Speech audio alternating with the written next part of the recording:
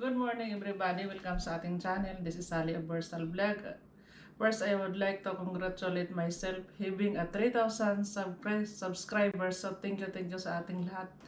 So ngayon guys, magluluto tayo ng sinigang na tanigi sa gabi.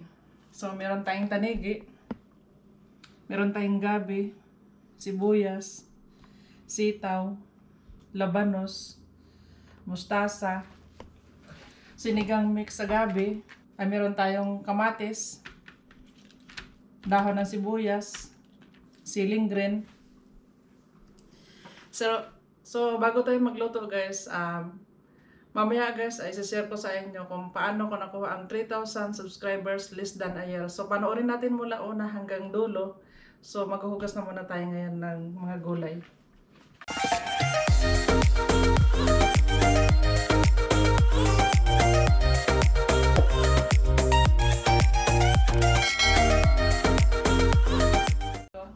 Itotong ko rin ito. Hugasan natin mabuti itong tanigi. Nabili namin to sa Asian store. Ito yung tanigi guys. Oh. Make sure natin na malinis na malinis na.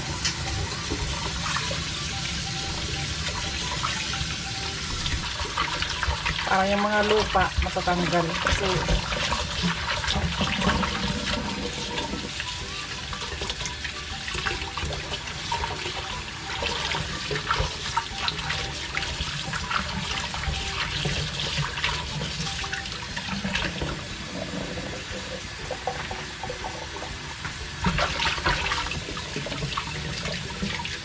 make sure natin guys na bago natin hawain yung gulay, hugasan natin mabuti.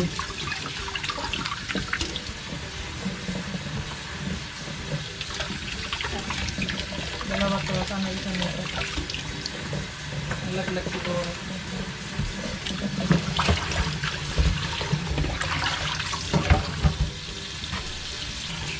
Mga dahan-dahan na yan, kailangan lumisan natin yan.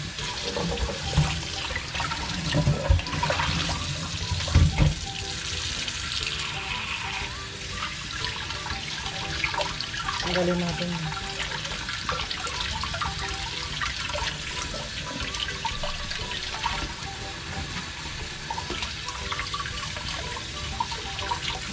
Ganda tong sili na to kasi imported siya na siling green.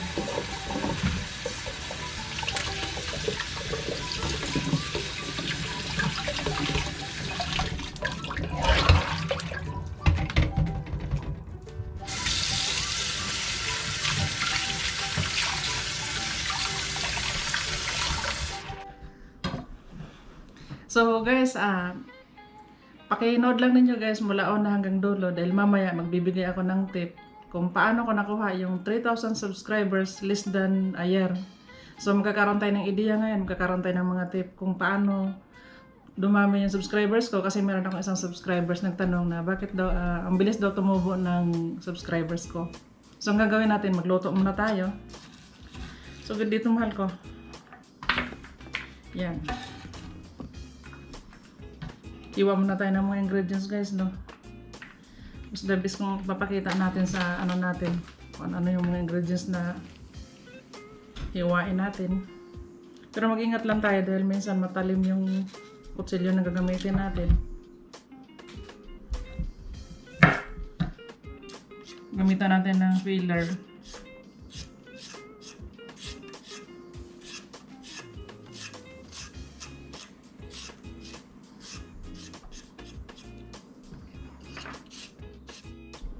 So ngayon guys, hiniwain na natin tong labanos. Tamtaman lang yung hiwa niya. Lalo napapasarap ito sa sinigang na tanigi sa gabi.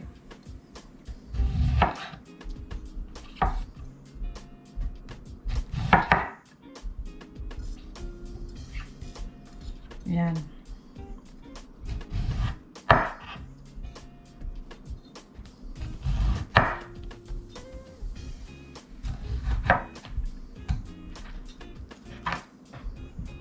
So, tabi muna natin to. So ngayon guys, babalatan naman natin tong gabi.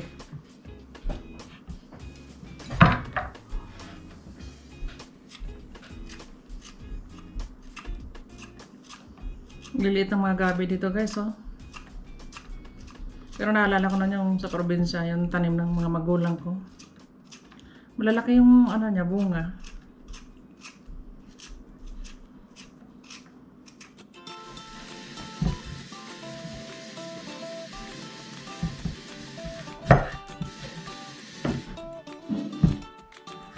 Kuhain lang natin ng isang beses yan.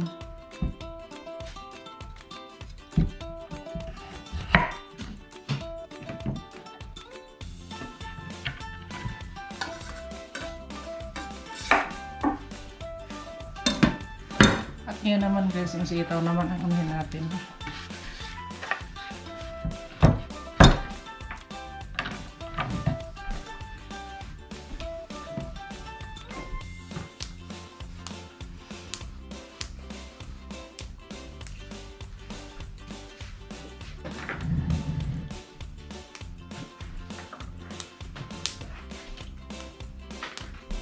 Sa mga gustong mag-suggest ng lulutuin ko guys, mag-comment lang kayo sa down below kung may mga recipe kayo dyan na gusto ninyo i-share dito sa Bersal Vlog.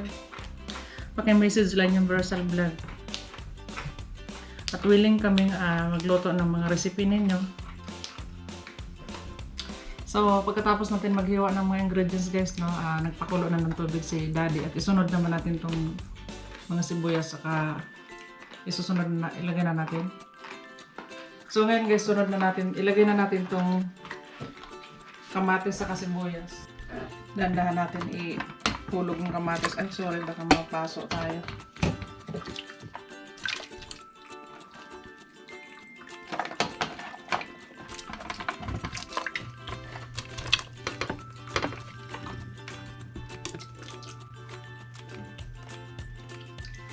Ilagay ko na rin tong siling green.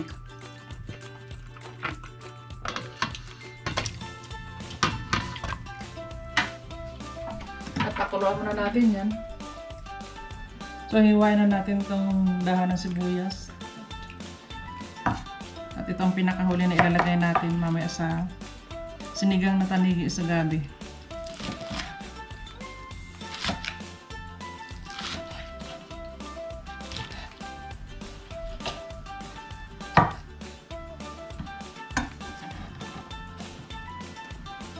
Itabi lang natin yan dyan. Ipaikot mo dito lang ko. Pag kumulo na yung kamatis sa sibuyas guys, isunod na natin tong gabi at saka yung labanos. Kasi medyo matigas yan.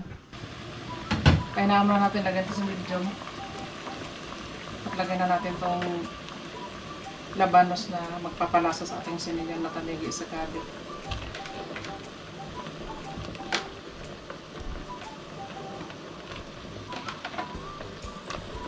Medyo palambutin natin yan guys, saka natin lagay yung tanigi. Yan. So ito guys, lagay na natin itong sitaw.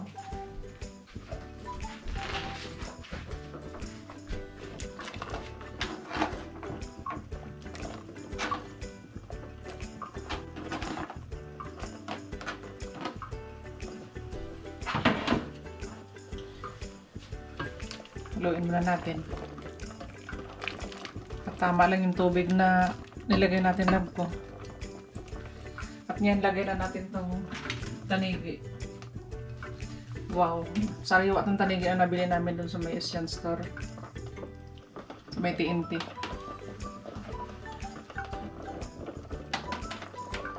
Ayan. Pagka maluto na yan guys, lagay natin itong mustasa at saka dahan ng sibuyas.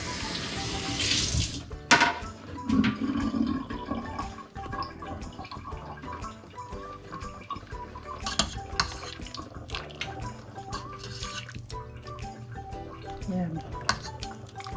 The best to guys kasi marami tayong gulay. May gabi. Talagang lalapot to mamaya. At saka lalagyan na rin natin siya ng sinigang mix na gabi.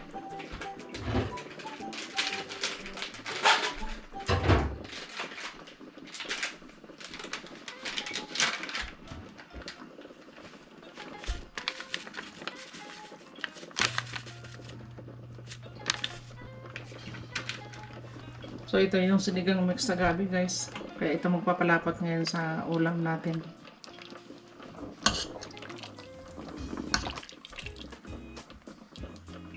Teka, kasi dumidikit eh.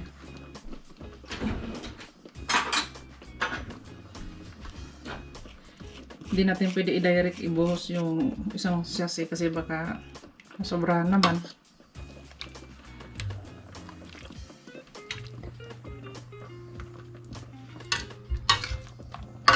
Make sure lang na huwag madurog yung ulam natin.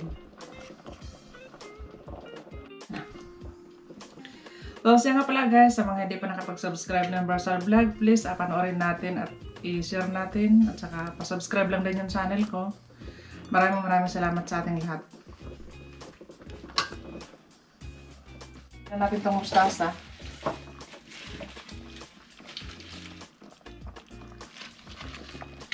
Pansin mo, malapot yung sabaw natin dahil sa sinigang mix.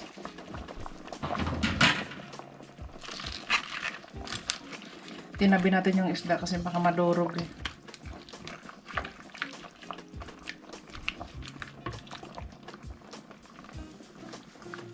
So takpan natin ulit. Mamaya ilagay natin yung dahon ng sibuyas. So ngayon guys, lagyan natin tong spring onions.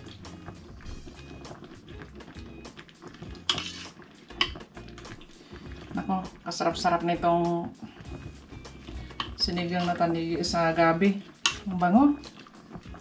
Tsaka ang lapot ng sabaw niya.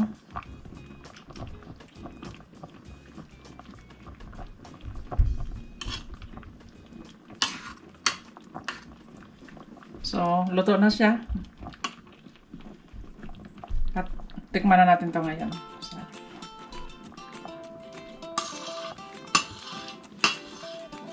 Oras na para tikiman ng sabaw ng sinigang na tanigi sa gabi.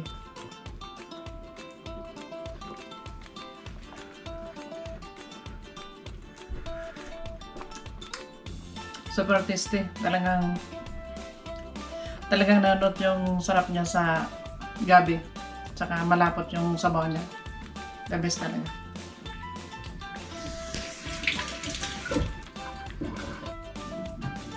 So, oras na guys para mag-lunch tayo. Luto na yung sinigang na tanigi sa gabi.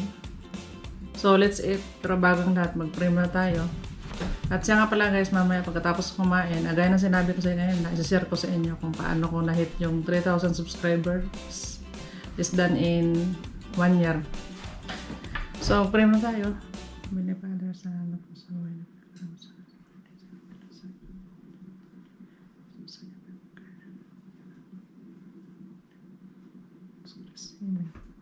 So, let's eat, guys.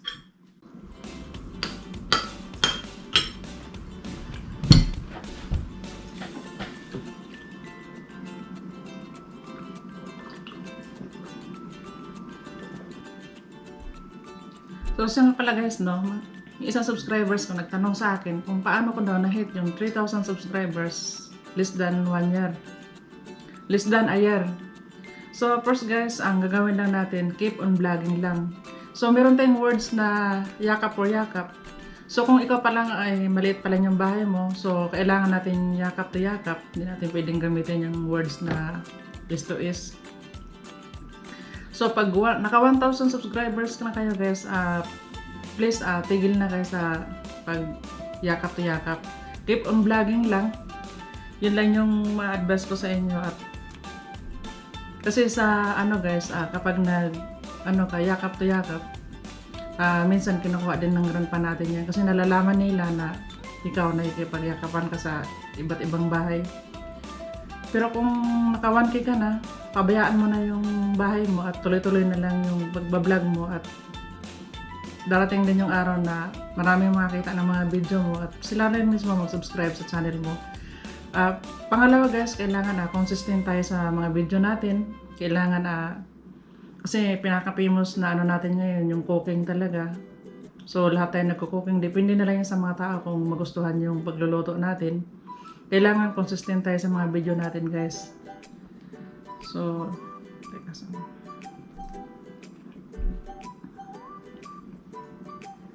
At saka yung ano guys, pwede tayong sumali sa pagla-livestream.